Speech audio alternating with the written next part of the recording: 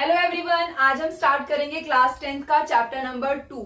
Chapter का नाम है पॉलिनोमियल। तो पॉलिनोमियल क्या है ये जानने से पहले हम कुछ चीजें रिकॉल करते हैं जो हम पढ़ चुके हैं। हम सबने अलजेब्रिक एक्सप्रेशंस क्या होता है वो तो पढ़ा है। अलजेब्रिक एक्सप्रेशन क्या होता है? जब हम वेरिएबल और कांस्टेंट की मदद से किसी भी स्टेटमेंट को मैथमेटिकली रिप्रेजेंट करते हैं। अब ये वेरिएबल और कांस्टेंट क्या है? अगर हमारे पास हमने एक चीज सुनी है, अब तक पढ़ी है कि अननोन नंबर्स, कि अगर किसी नंबर की वैल्यू फिक्स नहीं है या उसकी वैल्यू हमें पता नहीं है, अननोन है, वो वेरी कर सकती है, यानी कुछ भी वैल्यू हो सकती है, तो हम उस नंबर को जब उसकी डिजिट हमें नहीं पता रिप्रेजेंट कर लेते हैं किसी भी लेटर की हेल्प से, जैसे X Y Z P Q, इस तरीके से किसी भी लेटर की हेल्प से जब हम किसी भी नंबर को रिप्रेजेंट करते हैं तो वो नंबर जिसकी वैल्यू नहीं पता उसे हम क्या कहते हैं? वेरिएबल कहते हैं। लेकिन अगर हमें किसी नंबर की वैल्यू पता है, जैसे 3, 2, -1, 0, 100, इस तरीके से अगर कोई वैल्यू किसी भी नंबर की जो हमें पता है तो वो क्या होते हैं? वो होते हैं कांस्टेंट। क्योंकि अगर मैंने कहीं पर लिखा है 3 आवर्स, तो 3 आवर्स का मतलब 3 ही रहेगा, 5 तो नहीं होगा, मतलब वैल्यू फिक्स है। तो जब किसी नंबर की वैल्यू फिक्स है तो वो कांस्टेंट। लेकिन अगर किसी नंबर की वैल्यू हमें नहीं पता यानी कि अननोन है तो उसे हम क्या कहते हैं? उसे कहते हैं वेरिएबल। और इन्हीं वेरिएबल और कांस्टेंट की मदद से जब मैं किसी भी स्टेटमेंट को मैथमेटिकली रिप्रेजेंट करूंगी तो वो क्या बन जाती है? अलजेब्रिक एक्सप्रेशन बन जाती है।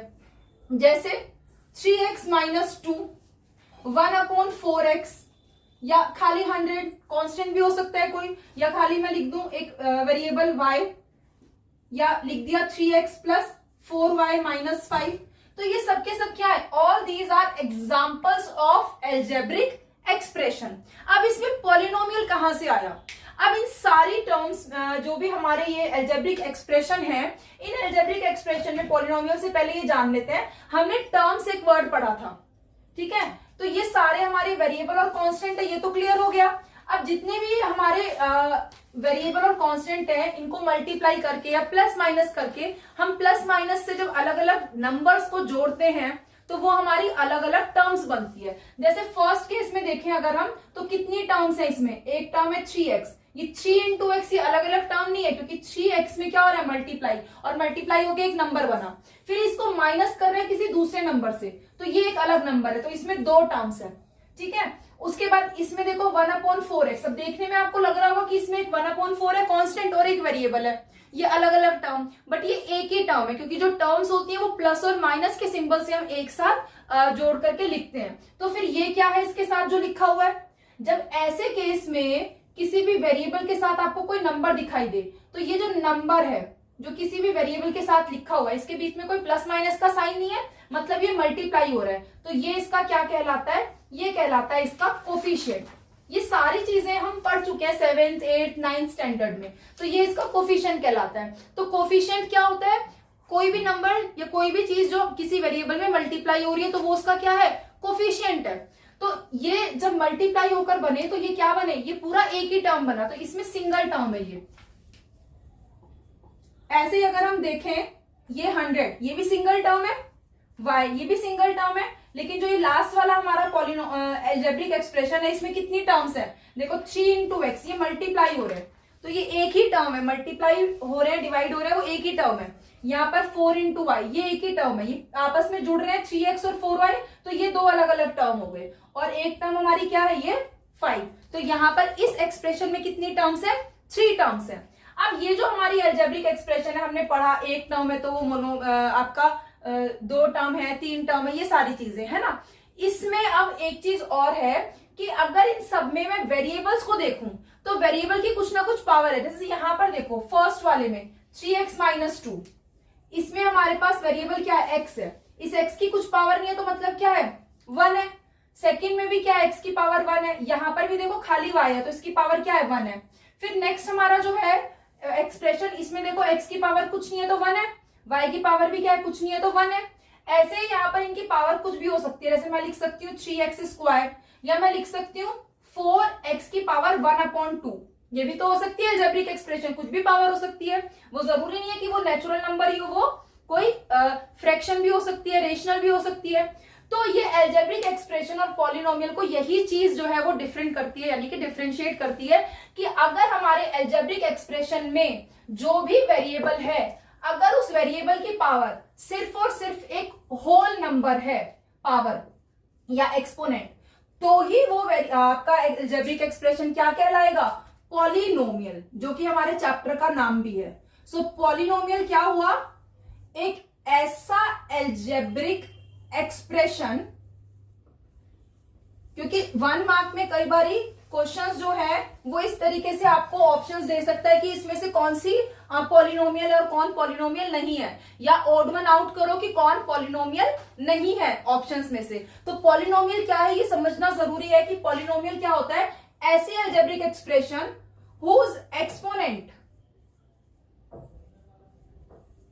ऑफ वेरिएबल, ये हमेशा क्या होगा, is always a whole number. तो ये हमारा क्या है, पॉलिनोमियल कहलाता है।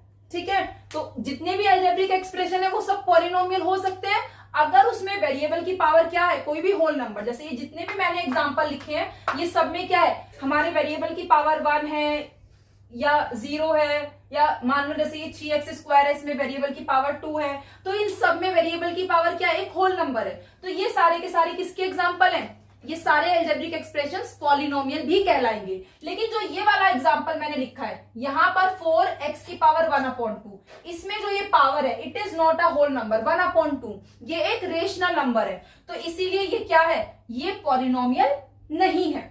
अब उसके बाद एक चीज आपने पढ़ी थी कि टर्म्स की हम बात कर रहे थे अभी, कि इसमें 2 टर्म्स हैं, इसमें एक है, यहाँ एक टर्म है, यहाँ एक टर्म है, लेकिन यहाँ कितनी टर्म है, 3। So on the basis of these number of terms present in any polynomial, हम polynomials को अलग अलग कैटेगरीज में डिफाइन वो कर देते हैं, क्लासिफाई कर देते हैं।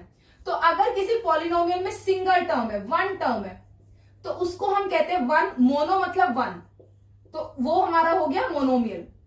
अगर किसी पॉलिनोमियल में 2 टर्म है तो वो हमारा कहलाएगा बाई यानी 2, तो वो जैसे बाइसेट, तो ऐसे यहां पर ये क्या हो गया हमारा, बाइनोमियल। फिर 3 टर्म्स है तो क्या कहलाएगा, ट्रिपल से बना ट्राई, तो 3 टर्म हमारा अगर किसी पॉलिनोमियल में है तो वो कहलाएगा हमारा ट्राइनोमियल। सो ये है types of polynomial on the basis of number of terms present in them. ये सारी चीजें हम ऑलरेडी पहले पढ़ चुके हैं। ठीक है, तो अब हम क्या पढ़ेंगे, हमने पॉलिनोमियल्स को सॉल्व करना भी सीखा था अर्लियर क्लासेस में। जब हम किसी भी पॉलिनोमियल को सॉल्व करते हैं तो उसका कोई ना कोई वैल्यू पुट करते हैं उसके अंदर। जैसे फॉर एग्जांपल अब हम देखते हैं, एक एग्जांपल मैं ले लेती हूं कि एक पॉलिनोमियल है मेरे पास, मान लो 2x + 5। अब मैं बोल रही हूं इस पॉलिनोमियल में इसकी वैल्यू फाइंड करो 4x = लेट्स से 1। तो ये जो पॉलिनोमियल है इसमें x = 1 का क्या मतलब है कि जहां भी इस पॉलिनोमियल में वेरिएबल x है, मुझे x के बदले क्या रखना है, 1 रखना है। तो ये क्या हो जाएगा, 2 × x यानी 2 × 1 + 5, तो ये हो गया मेरा 2 × 1 = 2 + 5 यानी कि 7।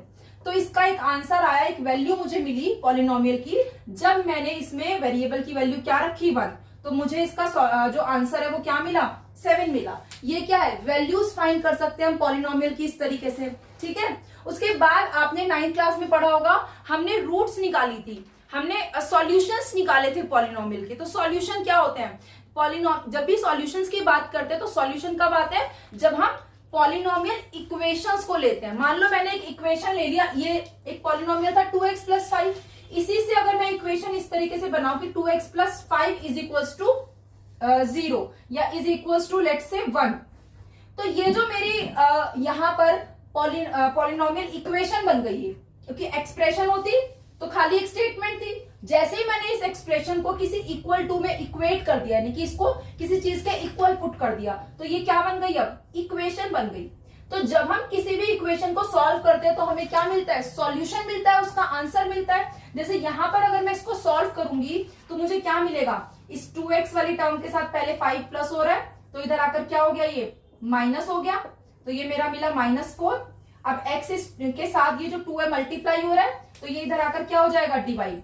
तो x = -4/2, यानी कि कितना मिला मुझे आंसर, -2।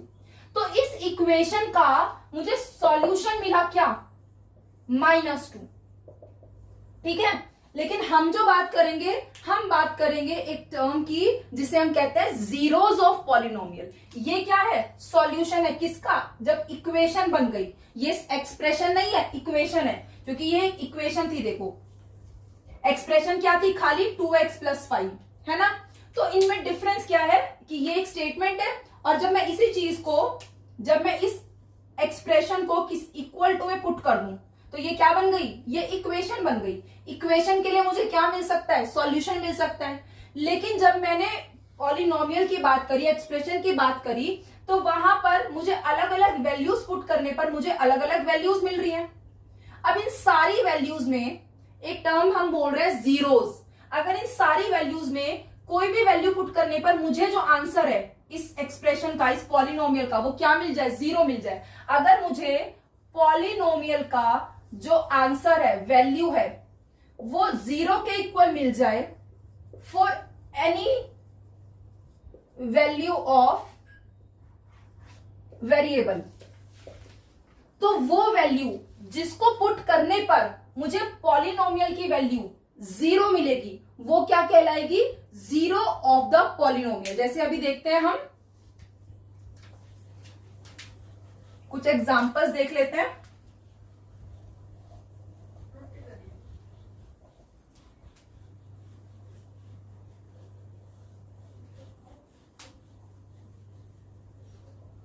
जैसे अगर हम देखें, यही एग्जांपल जो अभी हमने लिया था, एक एग्जांपल ले लेते हैं, 2x + 5।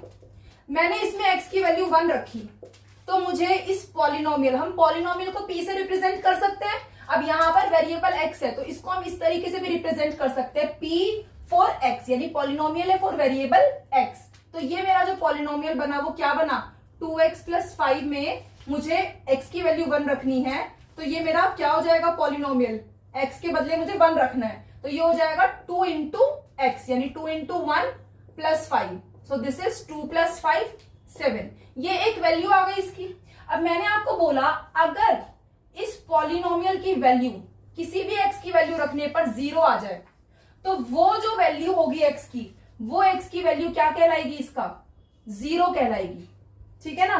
तो वो कैसे मिलेगी मुझे, आप अलग अलग वैल्यू हम हिट एंड ट्रायल से रख के देख सकते हैं, या फिर मैं क्या कर सकती हूं कि इस पॉलिनोमियल को 0 के इक्वल रख के देखते हैं कि x की क्या वैल्यू आएगी। तो जैसे ही मैंने इस पॉलिनोमियल px = 0 है, जैसे ही मैंने इस px यानी कि 2x + 5 को 0 के इक्वल रखा, तो यहां से मुझे सॉल्व करने पर ये 5 प्लस हो रहा है, इधर आकर क्या हो जाएगा, माइनस। अब ये x के साथ 2 मल्टीप्लाई हो रहा है, तो इधर आकर क्या हो जाएगा, डिवाइड। तो मुझे x की वैल्यू क्या मिल गई, -5/2। यानी इस पॉलिनोमियल के लिए 2x + 5 के लिए मुझे 0 कब मिलेगा, जब मैं x की वैल्यू क्या रख रही हूं, -5/2। तो ये क्या है इसका, it is the 0 of this polynomial. So ये डिफरेंस ध्यान रखना है कि किसी भी पॉलिनोमियल इक्वेशन की जो वैल्यू होती है वो उसका सॉल्यूशन होता है, जो अभी हम आगे पढ़ने वाले हैं। लेकिन 0 से हमारा मतलब क्या है, जब हमारे को उस पॉलिनोमियल की वैल्यू क्या मिल जाती है, 0 मिल जाती है उस वैल्यू को पुट करने पर। ठीक है। अब एक चीज और देखते हैं, हमने देखा कि 0 क्या होता है पॉलिनोमियल के, है ना। उसके अलावा हमने पढ़ा कि पॉलिनोमियल के on the basis of number of terms, अगर 1 टर्म है तो मोनोमियल है, 2 टर्म है तो बाइनोमियल है, 3 टर्म है तो ट्राइनोमियल है। इसके अलावा आपने 9th क्लास में पढ़ा होगा डिग्री ऑफ पॉलिनोमियल। जैसे फॉर एग्जांपल मैं कुछ पॉलिनोमियल यहां लिख लेती हूं, जैसे 3x² + 4x - 5, जैसे 2x + y, जैसे 2x³ - x² + 0 + 8। तो ये कुछ पॉलिनोमियल्स के एग्जांपल हैं। तो आपने पढ़ा होगा कि डिग्री का क्या मतलब होता है, किसी भी पॉलिनोमियल की जो हाईएस्ट पावर होती है वो उसकी क्या होती है, डिग्री होती है। जैसे यहां पर आप देखो, फर्स्ट वाले पॉलिनोमियल में हमारे पास वेरिएबल x है दोनों जगह पर, लेकिन यहां पर हाईएस्ट पावर कितनी है, 2 है। तो इसकी जो डिग्री है वो कितनी हो जाएगी, इसकी डिग्री हो जाएगी 2। अब इस पॉलिनोमियल में देखो x और y 2 वेरिएबल है, और दोनों में जो हाईएस्ट पावर है वेरिएबल की वो क्या है, 1 है। तो इसकी डिग्री क्या हो जाएगी, इसकी डिग्री 1 हो जाएगी। फिर थर्ड में देखो x है हमारा वेरिएबल, यहाँ पर 3 पावर है, यहाँ 2 है, और कोई है ही नहीं, 0 है बाकी तो हाईएस्ट पावर क्या है 3, तो यहाँ पर भी डिग्री क्या हो जाएगी 3। So on the basis of this degree हम पॉलिनोमियल्स को और भी कैटेगरीज में डिवाइड कर सकते हैं। डिग्री मतलब हाईएस्ट पावर किसी भी पॉलिनोमियल की, और हम पढ़ रहे हैं जो अभी पॉलिनोमियल जो अभी हम पढ़ने वाले हैं हमारे अभी सिलेबस में, वो है पॉलिनोमियल इन वन वेरिएबल, कि अगर कोई भी इक्वेशन एक वेरिएबल में अगर है तो उसको कैसे करेंगे। फिलहाल जो अभी हम जीरोस जो पढ़ने वाले हैं, तो यहाँ पर अगर हम देखें डिग्री की बात करें तो अगर किसी भी पॉलिनोमियल में वेरिएबल की हाईएस्ट पावर क्या है, डिग्री 1 है, तो वो कैसी पॉलिनोमियल होगी। अगर डिग्री 2 है तो कैसी होगी, अगर डिग्री 3 है तो क्या होगा। तो डिग्री 1 होती है अगर किसी भी पॉलिनोमियल में, तो वो किस तरीके की हो सकती है। अगर मैं सिंगल वेरिएबल में बात करूं, जैसे x+2, जैसे y-3, इसी तरीके की हमारी पॉलिनोमियल्स हो सकते हैं। अगर डिग्री 2 है तो वेरिएबल की क्या पावर होगी, हाईएस्ट 2 होगी। तो जैसे फॉर एग्जांपल x² हो सकता है, सिंगल x भी हो सकता है, जैसे 2x हो गया, और साथ में कोई कांस्टेंट भी हो सकता है। तो ये एक एग्जांपल हो गया 2 डिग्री वाले पॉलिनोमियल का। और 3 डिग्री में क्या हो सकता है, जहां पर हाईएस्ट पावर क्या होगी, क्यूब होगी, जैसे x³ -2x² + x + 4, इस तरीके की कोई हमारी पॉलिनोमियल या एक्सप्रेशन बनेगी। तो on the basis of the degree हम पॉलिनोमियल्स को 3 कैटेगरीज में डिवाइड कर सकते हैं। अगर किसी पॉलिनोमियल की डिग्री 1 है, यानी हाईएस्ट पावर क्या है 1 है, तो ऐसे पॉलिनोमियल्स को हम कहते हैं लीनियर पॉलिनोमियल। लेकिन अगर किसी की डिग्री क्या है 2 है, हाईएस्ट पावर एक्सप्रेशन की कितनी है 2, तो ऐसे पॉलिनोमियल्स को हम कहते हैं क्वाड्रेटिक पॉलिनोमियल। और अगर डिग्री क्या है 3, जैसे यहां पर हाईएस्ट पावर 3 है, तो ऐसे पॉलिनोमियल्स को हम कहते हैं क्यूबिक पॉलिनोमियल। तो ये जो है हमारे सारे टाइप्स हो गई, पॉलिनोमियल क्या है, जीरोस क्या है, वो सारी चीजें हो गई। अब हम देखेंगे कि जो भी हमारे जीरोस है, जीरोस क्या थे, जब हमें पॉलिनोमियल की वैल्यू उस वेरिएबल की वैल्यू पुट करने पर 0 मिल जाए, वो पॉलिनोमियल हमारे पॉलिनोमियल का क्या था 0 था। अब इस 0 को हम निकाल कैसे सकते थे, जैसे हमने देखा था फॉर एग्जाम्पल, अगर मैं यहां पर बात करूं एक एग्जाम्पल की कि 2x - 1, मुझे इसका 0 चाहिए, तो 0 यहां पर इस पॉलिनोमियल का क्या होगा, जब मुझे इस पूरे पॉलिनोमियल की वैल्यू क्या मिल जाएगी 0, तो जिस भी x की वैल्यू के लिए मुझे वैल्यू 0 मिली, वही x की वैल्यू क्या हो गई, इसका 0 हो गई। इसको कैसे निकाल सकते हैं हम, इसको मैं 2x - 1 पॉलिनोमियल को 0 के इक्वल रखकर देख सकती हूँ कि x की क्या वैल्यू आ रही है। जैसे यहां से मुझे x की वैल्यू क्या मिलेगी 2x, ये -1 इधर जाकर क्या हो गया 1, अब x के साथ 2 मल्टीप्लाई हो रहा है, इधर आकर क्या हो गया डिवाइड, यानी कि x की वैल्यू 1/2 रखने पर मुझे इस पॉलिनोमियल की वैल्यू क्या मिली 0 मिली। अब इस तरीके के हमें सॉल्यूशन अगर निकालने हैं तो हम जीरोस निकाल सकते हैं कि ये इसकी क्या हो गई 0 ऑफ दिस पॉलिनोमियल हो गया। लेकिन इन चीजों को हम ग्राफिकली कैसे रिप्रेजेंट कर सकते हैं वो अब हम देखेंगे। तो जैसे हम एक एग्जांपल ले लेते हैं, अब वी विल रिप्रेजेंट 0 ग्राफिकली। जैसे एक एग्जांपल अब हम ले लेते हैं यहां पर, लेट्स से x - 2। तो अब इसमें हमें अगर नॉर्मली इसके जीरोस निकालने हैं, इसकी वैल्यूज निकालनी है, तो हम निकाल सकते हैं इसको 0 के इक्वल रख के। लेकिन अगर हमें ग्राफिकली इसको रिप्रेजेंट करना है, इसका ग्राफ बनाना है, तो आपने पढ़ा भी होगा कि लीनियर पॉलिनोमियल्स का जो ग्राफ होता है वो किस तरीके का होता है, स्ट्रेट लाइन ग्राफ होता है ना। तो अब हमें इसको अगर ग्राफिकली रिप्रेजेंट करना है तो मुझे इसमें क्या चाहिए, वैल्यूज चाहिए कि x की क्या वैल्यू रखूंगी, क्या y की क्या वैल्यू आए, क्या x की क्या y की क्या वैल्यू रखूं कि x की क्या वैल्यू आए। अब आप कहोगे मैम इसमें तो y है ही नहीं, तो y क्या, जो हमारा ये पॉलिनोमियल है px, इसी को हम लिख सकते हैं कि अगर ये x वेरिएबल की फॉर्म में है तो हम इसकी वैल्यू y मान लेते हैं, और ये किसके इक्वल है x - 2 के। अब ये मेरा पॉलिनोमियल है, इससे मैंने इसकी इक्वेशन बना ली। यहां से मुझे इसको ग्राफ अगर बनाना है तो मैं कैसे, हम लोग करते हैं, आपने 9th में किया होगा कि हमें जो भी x और y की वैल्यूज के लिए ग्राफ बनाना है, हम क्या करते हैं, उनको इस तरीके से टेबुलर फॉर्म में रिप्रेजेंट कर लेते हैं, और फिर हम x की अलग अलग वैल्यू रख के, y की अलग अलग वैल्यू रख के इस इक्वेशन में और वैल्यूज फाइंड करते हैं। जैसे मान लो मैंने अगर x 0 रखा, तो यहाँ इस इक्वेशन में अगर मैं x 0 रखूंगी तो 0 - 2y कितना हो जाएगा -2। अगर मैं x 1 रखूंगी तो 1 माइनस 2 कितना हो जाएगा, 1 माइनस 2 हो जाएगा -1। अगर मैं यहाँ पर x की वैल्यू 2 रखूंगी तो मुझे 2 माइनस 2 y क्या मिलेगा, 0 मिलेगा। ऐसे ही अगर मैं वैल्यू 3 रखूंगी तो 3 माइनस 2 मुझे क्या वैल्यू मिलेगी, 1 मिलेगी।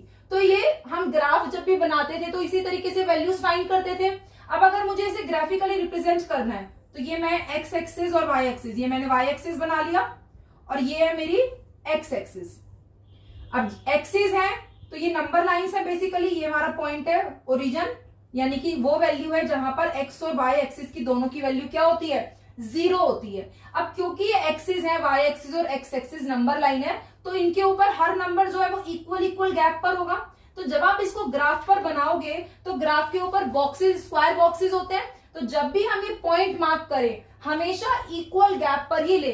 ऐसा नहीं है कि आपने 0 के बाद पहला पॉइंट 1 जो है वो एक बॉक्स का गैप आपने 1 यूनिट के गैप पर लिया है और दूसरा आप 2 यूनिट के गैप पर ले रहे हो। तो इस चीज का ध्यान रखना है, क्योंकि ये नंबर लाइन है तो गैप हमेशा इक्वल होना चाहिए। तो मान लो मैंने ये एक्स एक्सिस पर इस तरीके से वैल्यूज को प्लॉट कर लिया है 1 के गैप पर, और y एक्सिस पर भी इसी तरीके से मैंने वैल्यू मार्क कर ली 1 2 3 4, और ये -1 -2 -3 -4। अब मुझे ये वैल्यूज प्लॉट करनी है तो मैं कैसे करूंगी, x की वैल्यू 0 है तो y कितना है, -2। तो मुझे x एक्सिस पर 0 दिखाई दे रहा है यहां पर, और y कहां है मेरा, x एक्सिस पर ये 0 था, जो हमारा सेंटर था, ओरिजिन पॉइंट था ये, और y इस 0 पर मुझे y कितना मिल रहा है, -2। तो -2 ये y एक्सिस ये वाली है हमारी वर्टिकल लाइन, इसमें -2 कहां है, यहाँ। तो इस 0 के अगर डायरेक्शन में मैं चलूं y के एक्सिस पर तो मुझे ये मिला, जहां पर क्या है मेरा x तो 0 है और y क्या है, -2। अब दूसरा मेरा पॉइंट है कि x मैंने रखा 1, यानी अब इस x एक्सिस पर मैं 0 से आगे बढ़ी कहां, 1 पर, और मुझे y क्या मिला, -1 मिला। तो y जैसे ही x1 आया तो y कितना नीचे गया, -1। तो ये मुझे जो पॉइंट मिला वो क्या मिला,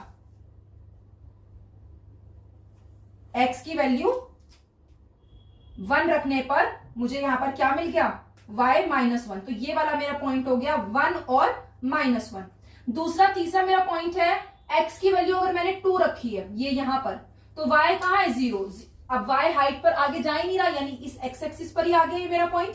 क्या कब आया, जब x की वैल्यू 2 और y की वैल्यू क्या है, 0।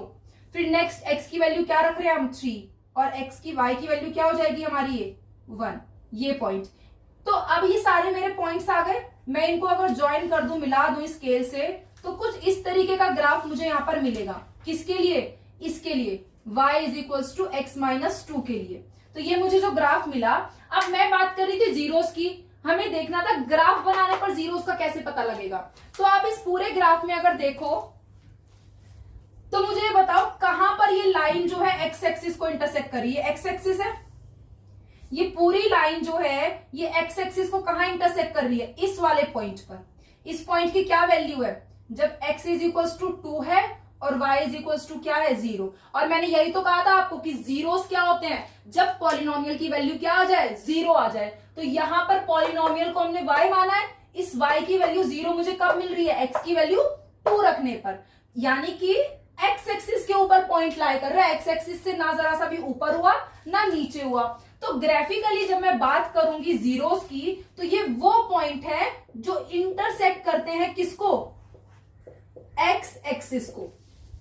क्योंकि ये क्वेश्चन जरूर आते हैं एग्जाम में, चाहे वो मल्टीपल चॉइस क्वेश्चंस में हो या आपके केस स्टडी बेस्ड क्वेश्चंस में कोई 1 मार्क का क्वेश्चन आ गया कि आपको जीरोस अगर ग्राफिकली आइडेंटिफाई करने हैं, काउंट करने हैं, तो आप कैसे करोगे, आपको सिर्फ ये देखना है कि कहां वो इंटरसेक्ट कर रहे हैं एक्स एक्सिस पर। जैसे इस वाले ग्राफ में, लीनियर ग्राफ में, हमारा जो ये ग्राफ है वो एक्स एक्सिस को एक पॉइंट पर इंटरसेक्ट कर रहा है, किस पर, फॉर x = 2 एंड y = 0। तो ये इसका क्या हो गया, this point 2 0 is the 0, graphically is the 0 of this polynomial। किस वैल्यू पर है ये, x की वैल्यू 2 पर है, तो ये इसका क्या हो गया, 0 हो गया। तो ये था हमारा 0 का रिप्रेजेंटेशन ग्राफिकली कैसे करना है, हमें x एक्सिस पर सिर्फ देखना है पॉइंट ऑफ इंटरसेक्शन कितने हैं। ये था लीनियर ग्राफ के लिए। तो अब अभी हमने देखा कि किस तरीके से लीनियर इक्वेशन, लीनियर पॉलिनोमियल में हमने देखे जीरोस, कि ग्राफिकली क्या था, एक लाइन जहां भी एक्स एक्सिस पर इंटरसेक्ट कर रही थी वो हमें ग्राफ में दिख गया कि वो पॉइंट क्या है, जीरो है पॉलिनोमियल का।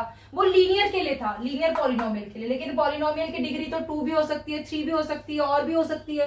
तो उस केस में हम क्या करेंगे, जब एक का डिग्री 1 थी तो हमें क्या मिला था, यहाँ पर एक ही पॉइंट मिला था जहां वो इंटरसेक्ट कर रहा था, तो एक जीरो मिला था। लेकिन क्वाड्रेटिक में आप देखो, जैसे ये मेरा क्वाड्रेटिक पॉलिनोमियल है, क्वाड्रेटिक पॉलिनोमियल जैसे एग्जांपल क्या हो सकता है, 2x square minus x plus 3। तो क्वाड्रेटिक पॉलिनोमियल में एक जो चीज होती है कि हमारी जहां भी आपको x की पावर क्या दिखाई देगी, 2 दिखाई देगी। तो उस केस में अगर मैं इस पॉलिनोमियल को y के इक्वल मानूंगी, इस पॉलिनोमियल को, और ऐसे केस में x क्या है, स्क्वायर में है, पावर में, तो जो भी मेरा ग्राफ बनेगा वो ग्राफ हमेशा किस फॉर्म का होगा, शेप का होगा, पैराबोलिक शेप का होगा। जैसे यहां पर आप देखो, ये जितने भी मैंने क्वाड्रेटिक के ग्राफ कुछ एग्जांपल्स बनाए हैं, सब किस शेप में है, यू शेप में है। सो ये जो सारी यू शेप है यही होती है हमारा पैराबोला। अगर मुझे पैराबोलिक इक्वेशंस में जीरोस निकालने हैं, तो कोई भी रियल वैल्यू के लिए, कोई भी यहाँ पर हमारे रेशनल नंबर के लिए, तो वो क्या होगी, वो पॉइंट जहां पर हमारा क्या होगा, ये जो ग्राफ है ये एक्स एक्सिस, ये एक्स एक्सिस है, वाई एक्सिस है, तो जहां भी मेरा ये ग्राफ एक्स एक्सिस पर इंटरसेक्ट करेगा वही पॉइंट मेरा क्या होगा, जीरो ऑफ दिस पॉलिनोमियल। तो आप फर्स्ट एग्जांपल में देखो, ये जो लाइन है ये 2 जगह पर एक्स एक्सिस को इंटरसेक्ट कर रही है। तो इस केस में इसके कितने जीरोस हैं, यहां पर मेरे पास इसके 2 जीरोस हैं। लेकिन आप देखो इन दोनों केस में यहां पर क्या है, ये किसी भी पॉइंट पर एक्स पर इंटरसेक्ट, ये एक्स एक्सिस है, ये कहीं भी इस पे इंटरसेक्ट नहीं कर रही। तो यहाँ पर कितने जीरोस, जीरो। यहाँ पर जीरोस की, यहाँ पर इसके पास, इस पॉलिनोमियल के पास सॉल्यूशन तो हो सकते हैं, लेकिन इसके पास में जीरोस नहीं है। इस वाले केस में भी क्या है, हमारा जो ये ग्राफ बना है ये एक्स एक्सिस से बिल्कुल अलग है, एक्स एक्सिस पर कहीं भी इंटरसेक्ट नहीं कर रहा। तो इस केस में भी क्या है, हमारे पास इस पैराबोलिक ग्राफ का कोई भी जीरो नहीं है। और लास्ट वाला जो केस है, यहाँ पर क्या है, एक पॉइंट है जहां मेरा ये ग्राफ एक्स एक्सिस को टच कर रहा है, तो ये एक मेरा क्या है, यहाँ पर एक जीरो है। तो इस केस में मुझे 1 जीरो मिला। इन दोनों केसेस में मुझे कितने जीरोस मिले, 0 जीरोस मिले मुझे। लेकिन फर्स्ट वाले में कितने जीरो मिले, 2 जीरोस मिले। तो किसी भी इस तरीके से, जैसे क्यूबिक है, क्यूबिक इक्वेशन में मेरे पास कोई ग्राफ हो सकता है, या जैसे फॉर एग्जांपल एक मैं ग्राफ बना देती हूँ क्यूबिक इक्वेशन का, कोई भी क्यूबिक पॉलिनोमियल का। इस तरीके से मान लो मेरा एक ग्राफ बन रहा है, तो यहां पर मेरे पास आप देखो कितने पॉइंट पर ये ग्राफ जो है एक्स एक्सिस को इंटरसेक्ट कर रहा है, 1 2 3। तो इस पॉलिनोमियल के कितने जीरोस हैं, 3 जीरो है। ऐसे ही मैं अलग अलग केसेस में, अलग अलग ग्राफ में, अगर मुझे पूछा जाए, क्वेश्चन आता है 1 मार्क का एग्जाम में कि how many zeros does this polynomial have, इस पॉलिनोमियल के कितने जीरोस हैं, तो आपको कुछ नहीं करना है, सिंपली देखना है ग्राफिकली कि कितने पॉइंट पर वो ग्राफ जो है एक्स एक्सिस को इंटरसेक्ट कर रहा है। जितने पॉइंट पर वो इंटरसेक्ट करेगा उतने ही उसके क्या हो जाएंगे, जीरोस। जैसे देखते हैं हमारी फर्स्ट एक्सरसाइज का क्वेश्चन नंबर 1। तो देखते हैं हमारा फर्स्ट क्वेश्चन, ये क्या कह रहा है कि find the number of zeros of the polynomial. हमें क्या निकालने हैं, नंबर ऑफ जीरोस निकालने हैं, और हमें क्या दिए हुए हैं, कुछ ग्राफ दिए हुए हैं। क्वेश्चन ने बोला कि नंबर ऑफ जीरोस निकालो। हम पॉलिनोमियल y को किसी, जो भी हमारा पॉलिनोमियल px, यानी कि किसी भी x वेरिएबल के लिए उसको किसके इक्वल रखा है, y के इक्वल रखा है। तो अभी मैंने आपको बताया कि जीरोस क्या होते हैं, जीरोस क्या होते हैं, नंबर ऑफ पॉइंट्स जो इंटरसेक्ट करते हैं किस पर, हमारी एक्स एक्सिस पर। तो हमें बस वही करना है, कुछ नहीं करना है। इसमें 1 मार्क का क्वेश्चन आता है सिंपल सा, कि हमें हर ग्राफ में देखना है कि वो कितने पॉइंट्स पर एक्स एक्सिस को इंटरसेक्ट कर रहा है। तो फर्स्ट ग्राफ में आप देखो ये पैरेलल है किसके, एक्स एक्सिस के, तो जितनी भी इसकी वैल्यू होगी हमेशा क्या होगा, एक्स एक्सिस के पैरेलल चलता जाएगा। क्या ये कहीं भी इसको इंटरसेक्ट करेगा, नहीं करेगा। तो जब ये लाइन हमारी इस एक्स एक्सिस को कहीं भी इंटरसेक्ट ही नहीं करेगी, तो इसमें कितने जीरो हो गए, 0। तो इसमें हमारे जो जीरोस मिले फर्स्ट पार्ट में वो कितने मिले, 0 मिले। लेकिन अब वही हम देखते हैं सेकंड पार्ट। सेकंड पार्ट में जो ये हमारा ग्राफ है, ब्लू लाइन से हमें दिख रहा है, ये हमारी इस एक्स एक्सिस को ये कहां पर इंटरसेक्ट कर रहा है, इस पॉइंट पर इंटरसेक्ट कर रहा है क्या, और कहीं ये एक्सिस को इंटरसेक्ट कर रहा है, यहाँ पे कर तो रहा है, लेकिन ये y एक्सिस है, ये x एक्सिस नहीं है। x एक्सिस को सिर्फ ये एक ही पॉइंट पर इंटरसेक्ट कर रहा है, तो इसके भी कितने जीरोस हो गए, सिर्फ एक ही जीरो हुआ इसका, ठीक है। फिर थर्ड ग्राफ में अगर हम देखें तो ये पूरा जो ग्राफ है, जो ये ब्लू लाइन है, ये इस x एक्सिस को कहां कहां इंटरसेक्ट कर रहा है, देखो एक यहाँ पर ये लाइन ब्लू लाइन और ब्लैक लाइन मिल रही है इस हॉरिजॉन्टल लाइन को, एक मिल रही है यहाँ पर और एक मिल रही है यहाँ पर। तो ये कितने पॉइंट पर इंटरसेक्ट कर रहा है x एक्सिस को, 3 पॉइंट्स पर इंटरसेक्ट कर रहा है। तो इसके कितने जीरोस हो गए, 3 जीरोस हो गए, तो इसका आंसर हो गया 3। फोर्थ पार्ट में आप देखो जो ये ब्लू लाइन है वो इस x एक्सिस को 2 पॉइंट पर इंटरसेक्ट कर रही है, एक है ये और दूसरा है ये इसके अलावा ये कहीं भी आप देखो इसको अगर आगे बढ़ाओगे तो और कहीं इंटरसेक्ट नहीं कर रही। तो इसके हमारे जीरोस कितने हो गए, 2 हो गए। फिर फिफ्थ पार्ट आप देखो, यहां पर ये जो ग्राफ है ये बहुत सारे पॉइंट्स पर इस पूरी एक्स एक्सिस को इंटरसेक्ट कर रहा है। कितने पॉइंट्स है गिनते हैं, देखो पहला एक है ये, लेफ्ट टू राइट काउंट करते हैं। इसके अलावा यहां भी इंटरसेक्ट कर रहा है, तो एक पॉइंट ये हो गया। फिर यहाँ पे इंटरसेक्ट कर तो रहा है, लेकिन ये वाई एक्सिस है, और जीरोस क्या होते हैं, जब एक्स एक्सिस पर हमारा ग्राफ इंटरसेक्ट करता है। तो ये एक्स एक्सिस पर नहीं है, ये बाहर है, तो फिर कौन सा, ये वाला पॉइंट है हमारा एक। इसके अलावा एक और पॉइंट है ये लास्ट वाला। तो इसमें आप देखो टोटल कितने जगह पर ये जो लाइन है हमारी वो एक्स एक्सिस को इंटरसेक्ट कर रही है, 1 2 3 4 पॉइंट्स पर कर रही है। तो इसके हमारे जीरोस कितने हो गए, 4 जीरोस हो गए। अब लास्ट वाला और देख लेते हैं हमारा पार्ट। इसमें देखो कहां कहां पर ये जो लाइन है ब्लू लाइन वो एक्स एक्सिस को इंटरसेक्ट या टच कर रही है, कितने पॉइंट पर कर रही है, पहला है ये पॉइंट। दूसरा देखो यहां से भी जो ये हमारा ये आपका पैराबोलिक शेप जो है इस तरीके से जा रही है इस पार्ट में, तो एक पॉइंट ये भी है जहां ये इसको टच कर रही है। उसके अलावा एक पॉइंट यहां भी है। तो इसमें टोटल कितने पॉइंट पर ये एक्स एक्सिस को टच करते हुए या इंटरसेक्ट करते हुए जा रही है, 3 पॉइंट्स पर। तो इसके हमारे कितने जीरोस हो गए, 3 हो गए। तो बिल्कुल सिंपल सा ये था हमारा फर्स्ट क्वेश्चन या फर्स्ट टाइप चैप्टर 2 की, जो कि एग्जाम में सिर्फ 1 मार्क में आपसे पूछी जाती है कि find the number of zeros. तो आपको क्या करना है, सिर्फ काउंट करने हैं पॉइंट ऑफ इंटरसेक्शन ग्राफ के एक्स एक्सिस के साथ, और वही हमारे जीरोस होंगे।